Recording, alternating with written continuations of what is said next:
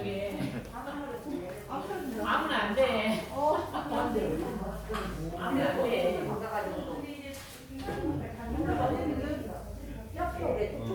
안 된다고?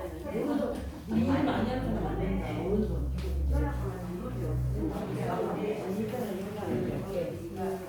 안 돼. 여기 왜 안 돼? 그다음에 손을 감가서 아니 그러니까 이게 왜 안 되냐고. 아니 이게 왜 안 되냐고. 안 되는 게 아니야. 이거 손을 바꿔 이제 손을 바꿔. 이게? 이해도 안 돼. 정말 이게 너무 싫어. 성격이 되게 안 돼. 아니 이게 왜 손에다가 안 됐어잖아. 안 돼. 그렇죠. 다 풀어져요. 이게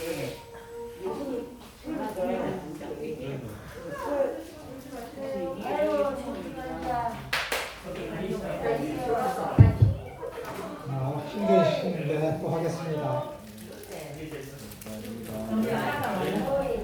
그래 아니야 짜봤어. 어디 갔어? 흑설탕이에요? 흑설탕입니다. 흑설탕? 흑설탕이에요? 부어졌어. 어떤 천사가 같아. 천사가 나타났어.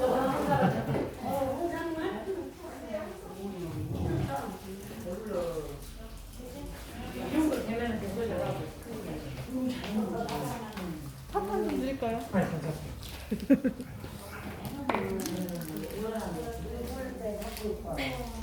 목사님 안 되지. 네, 그렇게 나시네.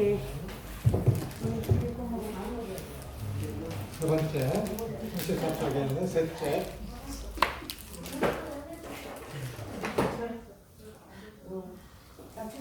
성경 전체를 편협 없이 균형 있게 전파해야 합니다.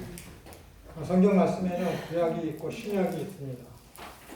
구약은 신약을 예표하고 하는 모형, 그림자, 영화의 어떤 그림이라고 얘기하고, 신약은 구약의 실체이고 또 영화의 하나의 자막이다. 우리가 이렇게 들었습니다. 영화를 보는데 자막, 외국 영화를 볼 때 외국어를 못하는 사람이 자막이 없이 헐리우드 영화나 뭐 그런 영화를 보면 이해를 제대로 못하죠. 거기 자막이 있으면은 아주 그 영화를 완벽하게 이해할 수가 있듯이 구약은 신약 없이 무엇을 이야기하는지 현실에만 안주하게 되고, 예수 그리스도를 만나기 전에 사도 바울처럼 그렇게 잘못된 믿음을 가지고 신앙을 하게 되는 것이죠. 죄를 책망하고 저주를 경고하는 부분이 있고, 위로와 내일의 소망을 가르치는 부분이 있습니다. 내세를 말하는 부분이 있고, 현실의 책임을 강조하는 부분이 있습니다. 하나님께 대한 의무를 가르치는 부분이 있고, 가이사에 대한 의무를 소홀히 하지 말 것을 가르치는 부분이 있습니다. 참된 교회는 이 모든 것들을 어느 쪽에 치우침이 없이 균형 있게 전파해야 하는 것입니다.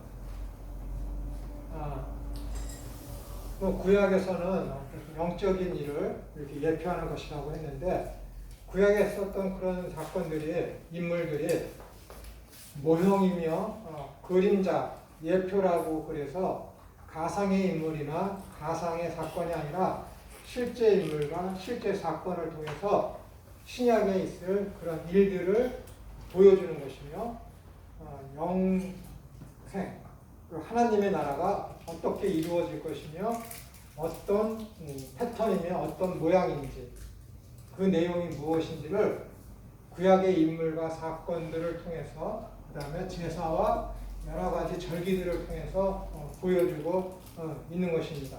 그렇기 때문에 구약은 볼 때 그것을 이 땅에 있었던 어떤 그런 그러면은 그냥 잘 먹고 잘 살고 부귀영화를 누리고 무병장수하는 그런 것을 복으로 여기면은 큰일 납니다.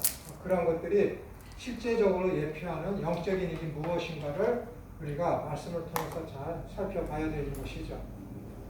한 일례로다가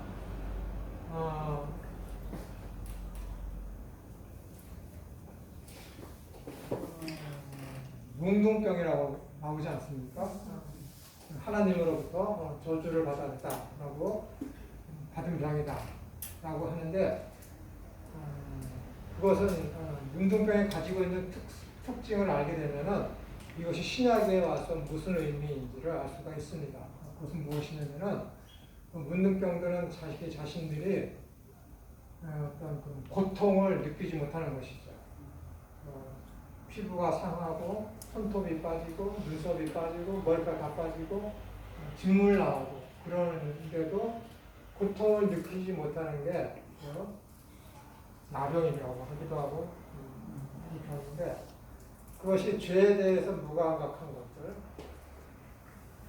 정말로 성경에서 말하는 가장 악한 자들은 하나님으로부터 저주를 받았다라는 그런 의미로다가 우리가 받아들이면 됩니다.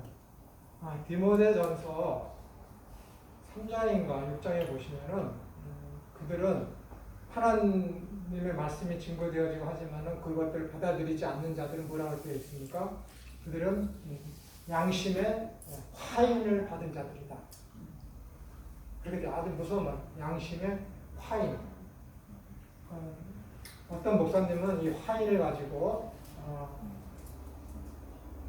소나 말 그런 가축들을 이것은 내 것이다 하는 그런 어떤 인두 같은 것에다가 표시를 해서 그 말 등이나 그런 옆구리에 인장을 도장을 찍듯이 인두로다가 확 찍어서 이것의 소유주가 누구인지를 표시하는 그런 것을 화인이다 라고 이제 말씀하고 있지만은 원어로다가는 양심이 불탄 자라는 뜻입니다.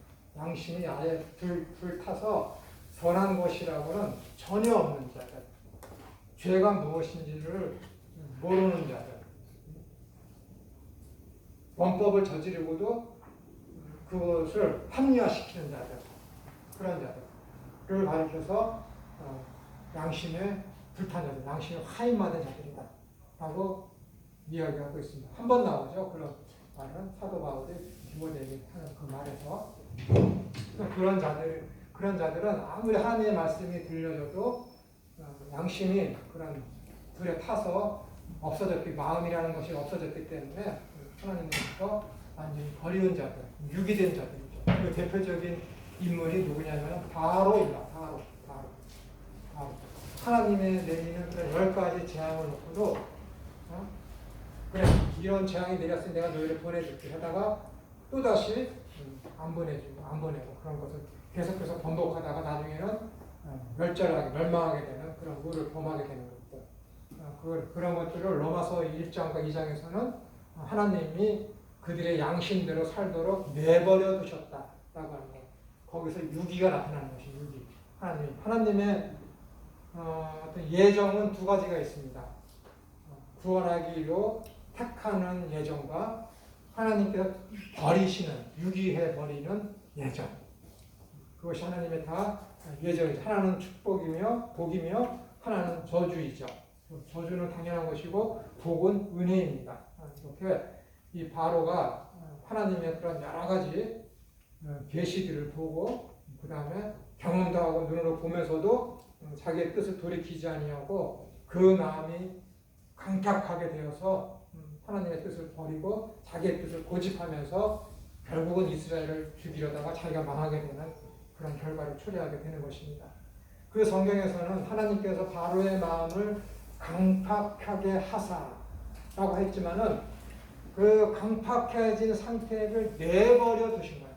그 강팍하게 된 그 상태를 하나님께서 내버려 두사, 그 유기된 그 상태로 악한 사탄의 종으로서의 마음 갖고 행동하는 그것을 하나님께서 막지 않으시고 그냥 내버려둬요. 그냥 놔둬요. 말세 점점점 예수 그리스도께서 다가오는 그 시기가 되면은 그런 것이죠. 악한 자들의 그런 양심을 하나님께서 지금 붙잡고 계신데 그것을 내버려 두시는 거예요. 그들의 마음대로 하고 싶은 대로 내버려두는 것이죠. 그러면 하나님을 믿는 그런 그리스도인들이 그들로부터 당하는 수치와 수모와 고통과 고난은 지금에 비해서는 이루 말할 수 없는 그런 시대가 오게 된다는 거예요. 그것을 말세라고 그러는 거예요. 지금은 말세를 향해서 나아가고 있죠. 나아가고 학자들 자꾸만 지금 말세다 말세다 그러는데 왜 사람들이 말세라고 그러는 거예요? 눈에 담지 못할 정말 극악무도한 범죄가 일어났을 때 사람들이 뭐라 그래요? 말세다. 그렇게 말세. 뭔가를 알긴 알아. 그러나 지금이 말세가 아니에요. 지금이 말세. 마태복음 24장을 보십시오. 이러한 쓰일 때 아직은 아닙니다. 아직은 아닙니다. 정말로 말세가 되면은요, 말씀드리기 싫지만 그 전에 빨리 죽는 게 좋죠. 그렇지 않겠습니까? 네, 빨리 죽는 게 좋지. 그렇다고 목숨을 스스로 끌어라니까. 자연스럽게. 고통 없이 죽는 것도 참 괜찮더라고요. 안 죽고 영생하면 좋지만 안 죽은 사람이 있습니다. 죽더라도 정말로 서운하게, 편안하게 죽는 게 좋죠. 짧고 길게. 네? 짧고 길게. 네, 짧고 길게요? 아니요, 저는 가늘고 길게. 가늘고 아프지 않고 길게. 길게. 요즘은 자꾸만 기도하면 입에 헛소리가 나와갖고 그거 다 듣느냐고 참 힘듭니다. 넷째, 성경 말씀을 최고의 권위로 여겨야 합니다. 말씀을 전하는 자에게는 권위가 있습니다. 그러니까 가르치는 자들을 더욱더 크게 존경하라고 되지 않습니까?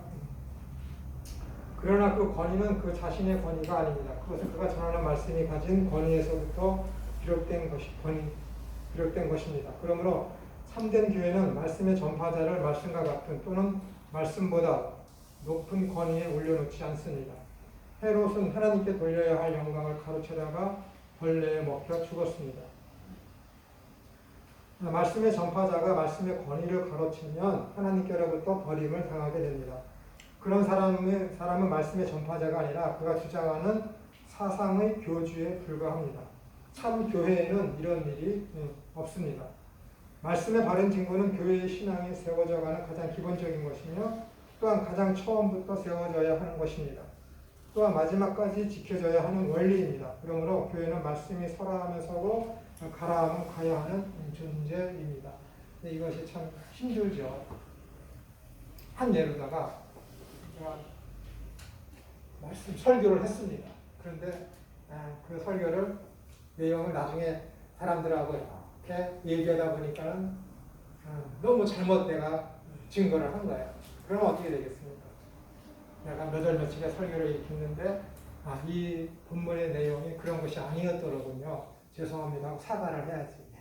그렇죠? 근데 설마 모르겠지. 내가 얘기 안 하면 이 사람들 알 수가 있겠어. 얼렁뚱땅 넘어가요. 얼렁뚱땅 넘어가요. 제가 말씀드렸는지 모르겠지만은 제가 씨 뿌리는 비유에 대해서 이렇게 어느 교회 초청을 받아서 거기 사람들이 이렇게 했는데 타 교회에 있는 목사님이 은퇴하신 목사님이 방문하셨다가 제가 하는 그 강의를 들으셨나 봐요. 씨 뿌리는 비유에서. 내가 잊고 있었는데 한참 후에 그 목사님을 만났는데 그 목사님이 그러시더라고요. 자기 자신이 씨 뿌리는 비유를 굉장히 설교를 많이 했다고 그러더라고요. 특히 교회에 어떤 물질적으로 어려움이 있을 때, 그다음에 리모델링 할 때나 큰 사업을 할 때 그 씨 뿌리는 비유를 통해서 헌금 많이 하고 충성 많이 하면 30배, 60배, 100배의 결실을 냈습니다. 얼마나 좋습니까? 근데 제가 그 강의한 걸 들으시고 잘못됐다는 걸 이분이 이제 아신 것이죠. 그래서 은퇴하신 분이 오후 설교 때 그걸 사과했다고요. 멋지다. 제가 잘못했다. 사람들은 그분을 다 존경했거든요. 청빈하고 깨끗한 분이니까. 자기 자신이 그 본문에 대한 잘못을 자기 뜻을 목적을 이루려는데 성경을 왜곡해서 전한 것에 대해서 크게 사과한다고 하면서 한참 지난 후에 우연히 만났는데 그분이 저한테 고맙다고 그렇게 얘기하더라고요. 그분이 진짜 큰 분 아니겠습니까? 은퇴를 하셨고 벌써 한참 된 설교의 내용인데 이 부분에 대해서 잘못했다라고 은퇴하신 분이 그렇게 사람들 앞에 선다는 것은 난 사람이 아니면 곤란한 것이죠. 그래야 됩니다. 네. 설교자의 자세이고 그래야 됩니다. 그런 일이 발생하지 않도록 준비를 철저하게 하셔야 합니다. 두 번째, 교회의 징표로서의 성례의 정당한 집행. 성례에 대해서 살펴보겠습니다. 성례는 그리스도께서 자기 교회 안에 제정하신 거룩한 규례인데 이 규례는 은혜 언약 안에 있는 자들에게는 주님의 중보의 혜택을 표시하시고 인치시고 나타내시기 위한 것입니다. 무엇을요? 자기의 중보의 혜택을 표시하시고 인치시고 나타내시기 위한 것이며 그들의 신앙과 다른 모든 은혜들을 강화하고 더하게 하기 위한 것이며 그들로 하여금 순종하게 하기 위한 것이며 그들이 상호간에 사람과 교제를 증거하고 소중히 그들을 은혜 계약 밖에 있는 자들과 구별하기 위한 것입니다. 그러니까는 이 성례는 내가 그리스도와 한 몸이 된 것이며 예수님은 머리이시고 나는 지체이며 우리는 하나이며 우리 성도 간의 각 지체로서 한 머리에 달려있는 한 몸이기 때문에 우리는 다 하나이다라는 개념이 이 성만찬에 있는 거야. 성만찬. 그리고 성례, 그 세례라는 것은 내가 예수님과 함께 죄에 대해서는 살고 의에 대해서는 죽고 의에 대해서는 살아서 예수 그리스도께서 재림하실 그때 내가 완전한 부활체로서 살게 될 것이다라는 그 신앙을 그림으로써 내가 표현하는 것이 세례 예식입니다. 그리고 내가 그리스도인이라는 걸 만방에 선포하고 공표하는 것이 이 세례 예식이거든요. 그런데 교회를 분리시키거나 다툼이 있게 하는 그런 사람들에 대해서는 사도 바울이 아주 심각하게 얘기하고 있지 않습니까? 제가 수차례 걸쳐 말씀하셨듯이 이런 자들은 예식에 참여할 수 없다라는 거예요. 이러한 자들. 교회를 분열시키고 쪼개고 남비유하며 원망하며 시기질투하는 그런 자들은 여기에 참여할 수가 없다라는 것입니다. 그러니까 교회의 하나됨이 지체됨이 사랑이 그렇게 중요한 것입니다. 그리스도 우리 주님께서 복음서에서 제정해 놓으신 성례는 세례와 성찬 두 가지뿐입니다. 성례는 구원의 역사적 드라마를 생생하게 재현하며 참여하고 연결하는 회상과 선포와 소망의 행위 예술이며 성령의 역사를 통하여 체현되고 적용이 됩니다. 그러니까는 성만찬할 때 이후에도 이제 내용이 있을지 모르겠지만은 있으면은 기독교 개신교에서 성만찬했을 때 우리가 성만찬을 할 때 그 떡을 떼고 포도주를 마실 때에 예수 그리스도께서 영적으로 우리 몸에 임재하신다라는 것을 예표하는 것입니다. 그런데 침례교나 그 다음에 천주교에서는 이 떡과 포도주를 마시면은 그 마심과 동시에 내 속에 실체적으로 예수님께서 내 몸에 들어오신다라는 그런 실체설을 이야기하고 있죠. 아주 신비적인 것이죠. 그렇게 이제 천주교에서는 이야기를 하고 있습니다. 성례는 하나님의 의에 제정되고 명령되고 교회에 위임되었다는 사실은 모든 기독교가 인정합니다. 따라서 모든 교회는 성례가 필수적이고 교회의 모든 구성원에게 요구된다고 믿습니다. 그 은택과 기능론은 신앙의 확립과 성장, 영적 양육과 강화, 신앙의 고백과 실천, 그리스도 구속사건의 생동적인 기억과 헌신, 하나님 은혜의 교통, 그리스도와의 친밀한 연합 등이 제시가 되고 있습니다. 또한 세례가 그리스도의 몸에 접붙여지는 가입의식이고 성찬이 한 몸과 한 피를 함께 나누는 일체의식이기 때문에 성례는 공동체 의식의 회복과 나아가 우주적인 그리스도의 몸이 하나임을 재인식하는 교회 연합 의식이기도 하며 성도 간의 연합뿐만 아니라 교회의 머리인 그리스도와 삼위 하나님께 더욱더 친밀하게 연합하는 효과를 가집니다.